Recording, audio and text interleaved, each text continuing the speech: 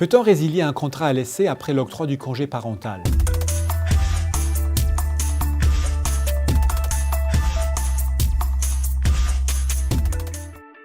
Afin de protéger les parents qui souhaitent s'occuper de leurs enfants, le Code du travail prévoit que la résiliation du contrat de travail prononcé par l'employeur à partir du dernier jour du délai pour demander un congé parental et pendant toute la durée du congé parental est nulle et sans effet.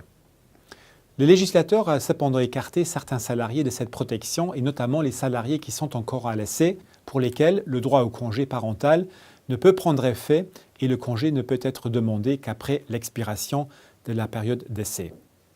Cette disposition ne constitue-t-elle pas une violation du principe constitutionnel d'égalité de traitement alors qu'elle crée une différence de traitement entre les salariés qui sont encore en période d'essai et les autres? Le président de la Cour d'appel a récemment répondu à cette question.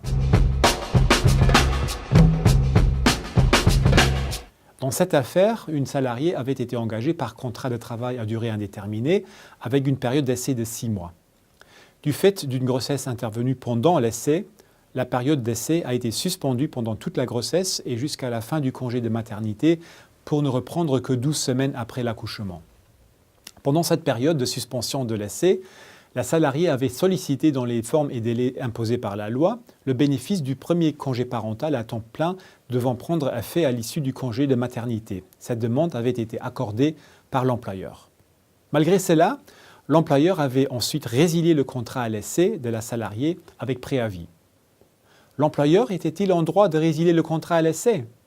En ayant accordé le congé parental, l'employeur n'avait-il pas admis que la salariée était bien protégée contre un licenciement?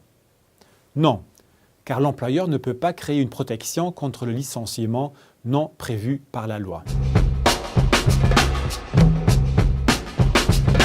Le Code du travail est clair. Ni la demande de congé parental, ni sa prise d'effet ne peuvent avoir lieu tant que le salarié est à l'essai.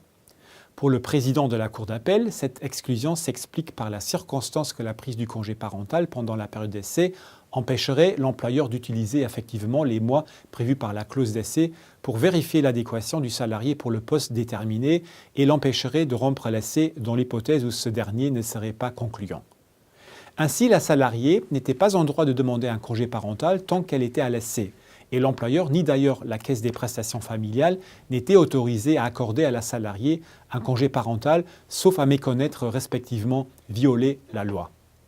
Peu importe que l'employeur ait expressément accordé le congé parental, la protection contre la résiliation du contrat à l'essai étant en toute hypothèse inexistante. La demande de la salariée en congé parental étant irrégulière, elle ne pouvait dès lors pas bénéficier de la protection spéciale contre la résiliation de son contrat de travail. En conclusion, tant que la période d'essai n'est pas arrivée à son terme, le salarié n'est pas en droit de demander et de prendre un congé parental.